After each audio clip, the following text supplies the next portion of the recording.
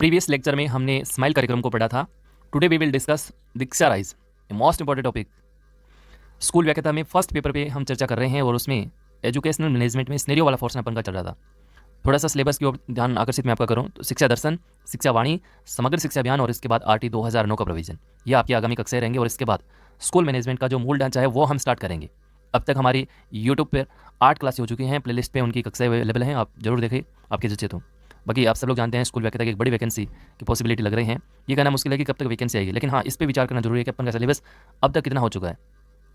बाकी आपके जच्चे तो क्लास देखेगा, पूरा वीडियो देखेगा। मैं तो ये कहूँगा कि पूरा वीडियो देखने के बाद आपको जो भी टॉपिक मैं पढ़ा रहा हूँ उससे रिलेटेड एक भी डाउट नहीं रहेगा। बाकी सारी चीज़ें आप पर निर्भर करती हैं। जो चीज़ें आज हम पढ़ रहे हैं डेफिनेटली नोटिफिकेशन आने के बाद भी आपको यही पढ़नी पड़ेंगी। हम सारी चीज़ें आपको ऑथेंटिक अवेलेबल करा रहे हैं।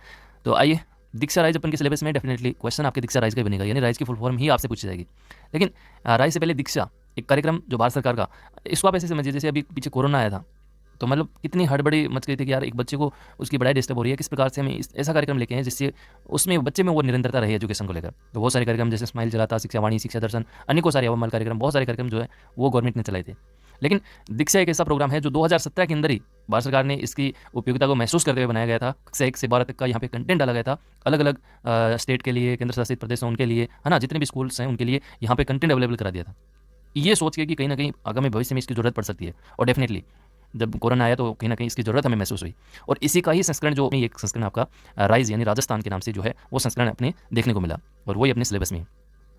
तो थोड़ी सी हम चर्चा करना चाहेंगे दीक्षा को लेकर। इसकी फुल फॉर्म क्या है, किसकी पहल पे ये कार्यक्रम बना, किन्होंने इसको लॉन्च किया, कंटेंट इसमें किस तक अवेलेबल है, किसके लिए उपयोगी है, इसके जो मेन कैरेक्टर्स हैं उन वो हम डिस्कस करेंगे। इसमें जो टीचर्स को ट्रेनिंग देने का जो कार्यक्रम है वो हम जानेंगे। इसके द्वारा और भी जो चीज़ें हैं वो हम पहले दीक्षा को पढ़ेंगे। बाकी दीक्षा राइज में पढ़ने लायक कोई चीज़ें है नहीं, 2 चीज़ें वो मैं लास्ट में आपको बता दूँगा। तो देखिए, दीक्षा ये है आपका स्कूल शिक्षा के लिए एक डिजिटल प्लेटफॉर्म पे है। स्कूल शिक्षा के लिए क्या है, आपका डिजिटल प्लेटफॉर्म है जिसका पूरा नाम आप देखेंगे digital infrastructure for knowledge sharing. देखिए, आप यहाँ से भी दिमाग लगा सकते हैं। नॉलेज शेयरिंग, एक नॉलेज शेयरिंग करने का एक मंच है जिसमें आप कोई भी हो, किसी भी पद पे हो, आप अपना खुद का एक नॉलेज भी जो है वहाँ पे रख सकते हैं। तो बच्चों के लिए ये एक सुविधा के रूप में इसे रखा गया। हालांकि यहाँ पे टीचर के लिए भी जरूरी था, टीचर को भी यहाँ ट्रेनिंग दी जाती है और डेफिनेटली टीचर भी अपना यहाँ से चीज़ें देख के कौशल अपना बढ़ा सकता है। तो मेन चीज़ क्या है, digital infrastructure for knowledge sharing, ये इसका पूरा नाम है, जो आप जरूर ध्यान में रखिएगा। ये पहल किसकी है, इनिशिएटिव यानी पहल किसकी थी, national council of educational research, यानी जो आपकी एनसीईआरटी है उसकी पहल पे भारत सरकार द्वारा जो मिनिस्ट्री ऑफ एजुकेशन है, इसका मंत्रालय है, उसकी तर्ज पे ये बनाया गया था कार्यक्रम जिसका हम नाम पढ़ रहे हैं दीक्षा। कब इसका लॉन्च हुआ, तो ये लॉन्च हुआ था शिक्षक दिवस के दिन 5 सितंबर 2017, यानी उपराष्ट्रपति थे उस टाइम वेंकैया नायडू, उनके द्वारा इस कार्यक्रम को लॉन्च किया गया था। मैंने अभी आपसे कहा स्कूल शिक्षा के लिए एक डिजिटल प्लेटफॉर्म है, एक ऐप भी है इसका, आप इसको वेबसाइट भी कह सकते हैं, है ना, पोर्टल भी कह सकते हैं। तो ये है आपका दीक्षा। शिक्षकों के लिए एक राष्ट्रीय मंच है। शिक्षकों के लिए क्या है, एक राष्ट्रीय मंच है। और कौन सी टेक्निक पे आधारित है, तो ओपन सोर्स टेक्निक पर आधारित है। ऐसा नहीं है कि यहाँ पे कोई चार्जेस लगता है, आप जब चाहें जितना चाहें यहाँ से यूज कर सकते हैं, बिल्कुल फ्री ऑफ कॉस्ट है। और इसका जो ध्येय वाक्य था, आदर्श वाक्य था, वो था हमारे शिक्षक हमारे नायक, यानी हमारे जो टीचर्स हैं वो ही हमारे सेलिब्रिटी हैं, हमारे नायक हैं। तो यहाँ पे आप इसका लोगो देखेंगे तो ये देखिए, ये इसका चिन्ह है। आप जब इसके ऑफिशियल साइट खोलेंगे तो आपको मिलेगा, ये चिन्ह मिल जाएगा। और साथ में ई विद्या कार्यक्रम, जो शैक्षणिक कार्यक्रम इसके थ्रू चलाया गया था, 24 घंटे अवेलेबल कराया गया था, वो उसका नाम था ई विद्या कार्यक्रम। तो ये भी इसी से जुड़ा हुआ था, तो इसलिए इसके साथ में फोटो आपको दिखेगी। आगे चलिए, ये थोड़ा सा मैं आपको दिखाता चलूँ। ये आपका Diksha digital infrastructure for knowledge sharing, बार बार इसलिए मैं ये चीज़ें बोल रहा हूँ ताकि आपकी चीज़ें याद हो जाएं।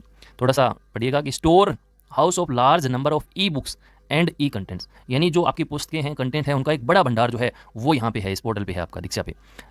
Availability of E text book of NCERT and related E contents maps with QR codes, ये इसकी मुख्य विशेषता है। यहाँ पे आपके एनसीईआरटी से रिलेटेड चीज़ें जो हैं, कंटेंट है, मैप है और क्यूआर कोड भी जो है यहाँ पे शामिल है। क्विक रिस्पॉन्स के लिए आपकी क्यूआर कोड भी शामिल है, जो इसकी मुख्य विशेषता के रूप में जाना जाता है। Content available in 15 language and related to grades 1 to 12, यानी कक्षा 1 से 12 तक के लिए अलग अलग भाषाओं के रूप में जो यहाँ पे कंटेंट अवेलेबल है। यहाँ पे देखिएगा 15 लैंग्वेज दे रखा है, लेकिन अभी वर्तमान के तौर पे देखें तो 36 प्लस भाषाओं में ये कंटेंट अवेलेबल हो चुका है। तो सोच के देखिए 36 भाषाओं में कंटेंट को अवेलेबल कराना कितनी बड़ी बात है। तो अच्छी चीज़ें हैं ये। मुख्य रूप से यहाँ पे हिंदी, इंग्लिश, संस्कृत, ये 3 माध्यम इसका रखा गया है। आगे देखिए, मेन क्या है, देखिए कक्षा 1 से 12 तक अध्ययन सामग्री उपलब्ध कराई जाती है। 18 प्लस, 18 नहीं है, वर्तमान में कितने हैं, 36 प्लस भाषाओं में ये सामग्री मौजूद है। और इसका मेन उद्देश्य क्या है, मेन पर्पज़ क्या है, आपके एग्जाम में यदि क्वेश्चन बने, 4 ऑप्शन वाला ईजी वाला क्वेश्चन बने तो देखिएगा, टीचर्स के लिए ट्रेनिंग उपलब्ध करवाकर उनका विकास करना, विद्यार्थी को अध्ययन सामग्री उपलब्ध कराकर शिक्षक व विद्यार्थी दोनों का विकास करना।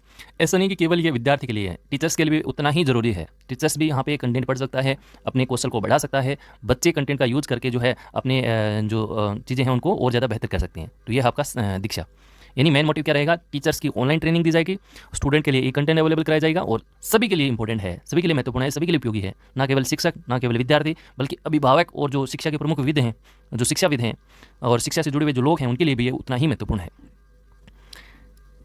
ये इसका ऐप है, एप्लीकेशन है दीक्षा ऐप, और दीक्षा साइट भी इसकी मौजूद है। आप प्ले स्टोर पे आप देखेंगे तो ये इसी नाम से मिलेगा आपको, दीक्षा फॉर स्कूल एजुकेशन। इसको आप इंस्टॉल कीजिएगा। दीक्षा राइज आप सर्च करेंगे तो वो आपको नहीं मिलेगा, वो सिर्फ आपका एक पोर्टल है। जबकि ये आपका दीक्षा ऐप भी है, दीक्षा के नाम से। यहाँ पे आपको सारी जानकारी लोकेशन बेस्ड है, जहाँ की भी आप लोकेशन लगाएंगे, जो भी आप क्लास सेलेक्ट करेंगे उसका कंटेंट आपके लिए अवेलेबल हो जाएगा। 10 मिलियन लोग डाउनलोड भी कर चुके हैं, आपने अभी नहीं किया तो आप देख सकते हैं। मुख्य रूप से यहाँ पे जो सामग्री है उसकी चर्चा करें तो इस ऐप की सेवा में सभी राज्य, केंद्र शासित प्रदेश, उनके लिए ये चीज़ें अवेलेबल हैं। और क्या क्या कवर करता है, एनसीईआरटी हो गया, सीबीएसई सिलेबस हो गया, प्रत्येक आपके राज्य की जो एससीईआरटी हैं उनका जो पाठ्यक्रम है, एनआईओएस जो ओपन यूनिवर्सिटी है, ओपन स्कूल है, उनका जो पाठ्यक्रम है, इसके अलावा हेल्थ से संबंधित चीज़ें हैं, CIS CAN का जो पाठ्यक्रम है वो यहाँ पे मौजूद है। तो इसमें आपको ज़्यादा दिमाग लड़ाने की आवश्यकता नहीं है। बच्चों के लिए जो चीज़ें जरूरी रहती हैं एजुकेशन, जो कक्षा 1 से 12 तक की, वो सारी चीज़ें यहाँ पे आपको मौजूद मिलेगी। इनकी मुख्य विशेषता देखें तो उच्च गुणवत्ता वाला एक मंच प्रदान करना, 36+ भाषाओं में ई कंटेंट अवेलेबल है, लोकेशन बेस्ड फीचर है।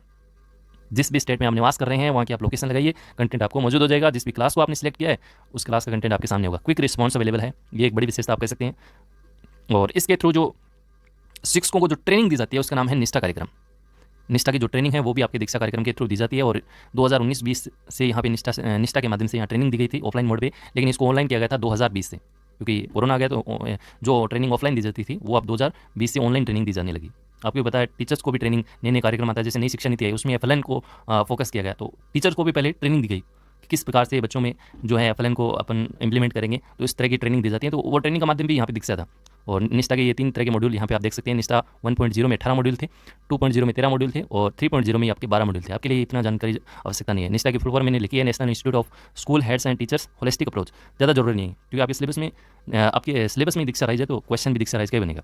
आगे देखिए, कक्षा 1 से 12 तक का कंटेंट, वीडियो लेक्चर सारे अवेलेबल हैं। निजी संगठन भी जुड़ सकते हैं। आपका मन हो कि मैं भी खुद की प्रोफाइल यहाँ पे बनाऊँ, मेरा कंटेंट अवेलेबल कराऊँ बच्चों के लिए, तो वो भी आप करा सकते हैं, no doubt. Teaching learning material यहाँ पे मौजूद है, मूल्यांकन कर सकते हैं, विद्यार्थी कर सकते हैं, रिपोर्ट ले सकते हैं, शिक्षक कर सकते हैं, अलग अलग उनके मूल्यांकन से संबंधित चीज़ें जो वो यहाँ पे अवेलेबल हैं। टीचर्स अपने कौशल को बढ़ा सकते हैं, माता पिता, शिक्षार्थी, शिक्षक, स्कूल अधिकारी, है ना, सारों के लिए ये बहुत जरूरी है, सबके लिए उपयोगी है।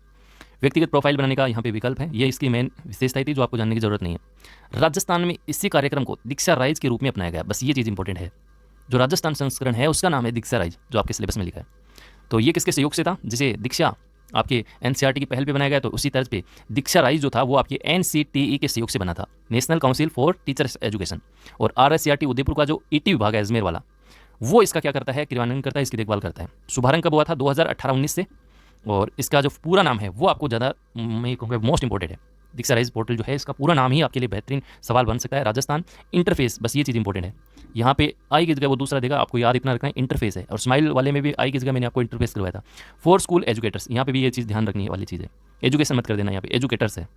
और इसकी थीम क्या रखेगी? एक राज्य एक प्लेटफॉर्म। ये आपका दीक्षा राइज। तो आज का अपना एक छोटा सा टॉपिक था दीक्षा कार्यक्रम, जिसको केंद्र सरकार ने आपके उपराष्ट्रपति वेंकैया नायडू के द्वारा 2017 में लॉन्च किया गया। और उसी की तरह पे अलग अलग राज्यों ने जो है अपने अपने संस्करण का नाम दिया, उसमें एक नाम था दीक्षा राइज, जो राजस्थान का संस्करण था। तो ये अपना छोटा सा टॉपिक था। उम्मीद करता हूँ ये टॉपिक आपको अच्छे से समझ आया होगा। अब आपके मन में कोई सवाल है तो जरूर लिखिएगा।